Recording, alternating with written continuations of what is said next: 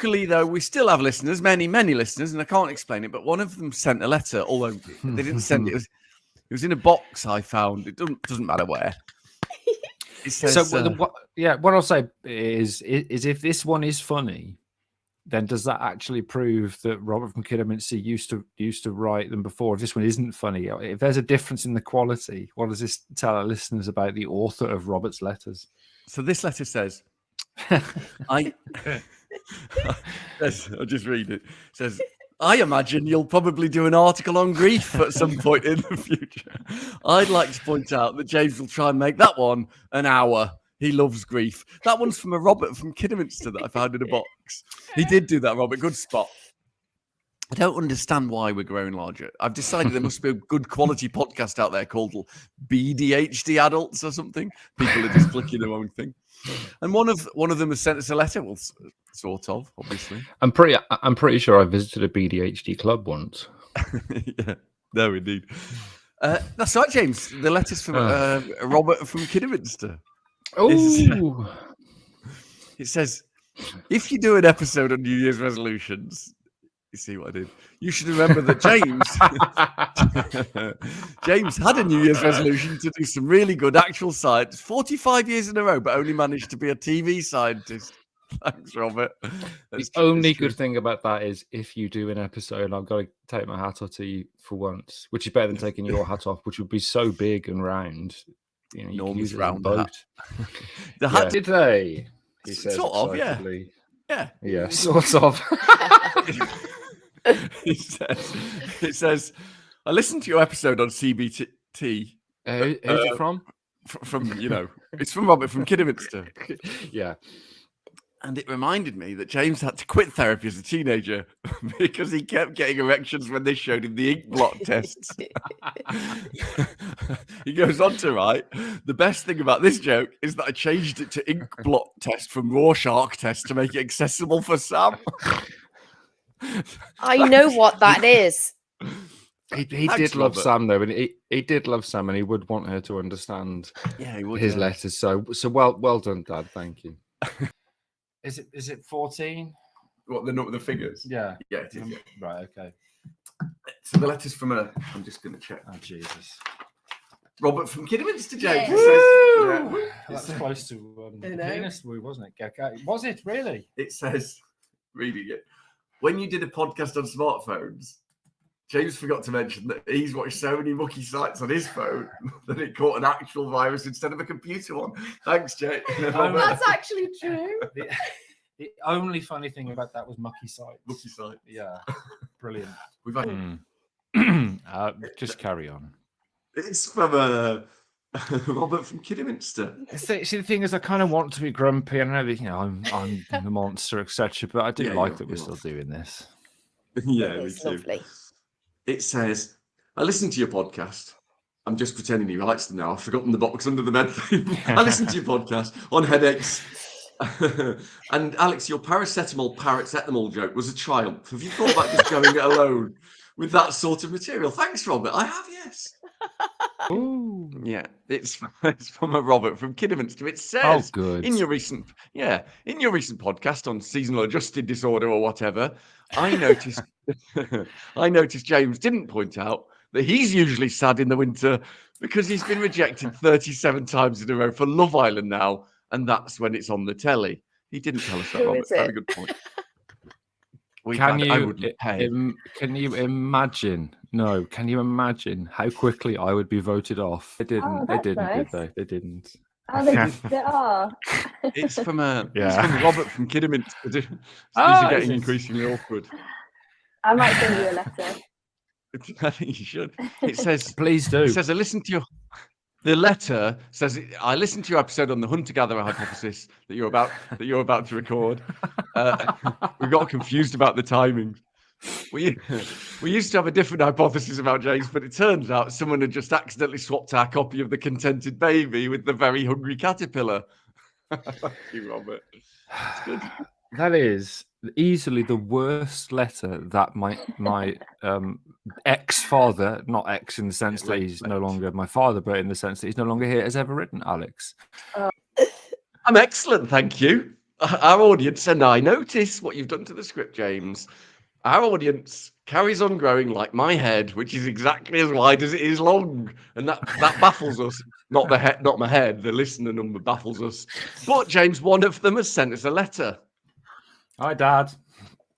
No, this one's from Sylvia from Kidderminster. Oh my God. Hi, Mum. It says, dear team, long time listener, first time writer. It says, James promised me that when his dad passed away, I could do these letters, but the little shit forgot. Thank you, Sylvia. But just to correct you, he's a massive, great shit, not a little one. I don't think the letters from Mum would be as nice as the ones from Dad, but yeah, interesting. Anyway, carry on. Which member of my family is it this week? I'm almost 100% confident that whoever it is, they didn't, though. Probably not, no. Anyway, the letter is from a Robert from Kidderminster. It says, listen to your last episode. Yeah. It says, James is definitely a gatherer and not a hunter. In fact, he used to gather Cabbage Patch dolls, although he's got loads of them because he only started last year and they're a lot cheaper nowadays. Thanks, Robert. Look at that. The numbers are listing, despite Sam being more involved, which is baffling. And James, one of those numbers sent us a letter. Number? Well, yeah, I mean, did he? Which number? No, he didn't. He died. No. This letter is from Baron Albescu from Transylvania. It says, I listened to your episode on sensory issues. And actually, James can, of course, sense blood from 3 miles away since I turned him into a Dracula, it says here. Into a Dracula. So that's my other father then, basically, isn't it? Your sire. Yeah. Excellent. Thank you, James. Yeah, really good. The number of listeners is increasing exponentially, as you would say, James, by which you mean a lot. And yeah, one of them doesn't mean what you think it does. One of them sent us a letter. I mean, it does mean what I think it does. You're thinking in the mathematical sense of the word exponential, but it also means a big increase if you go to the dictionary definition. Before you get to the letter, can I just confirm which member of my family is this? My vampire family or my real family? I don't know what you're talking about. It's just a letter from a listener, James. The letter is from a Count Robert of the Kingdom of Kidderminster, and it says, "I heard Count Robert, I like that. I heard your podcast on mind wandering, but ADHD doesn't explain how James's mind wandered into that lady's changing room with the rest of his body. Thank you, Count. It doesn't explain that, does it? With the rest of his body." Did they? I mean, just carry on. I'm not sure. Again, is it going to be real family member vampiric? Just crack on, mate. They did, yeah. It's a Robert from Transylvania. It says, I heard your podcast on explaining ADHD to people, but we always had to explain why James was in high school for 20 years. Not because he's a vampire, because he was held back. Thanks, Robert. That does explain a lot. One of them sent us a letter, but it's mainly about James.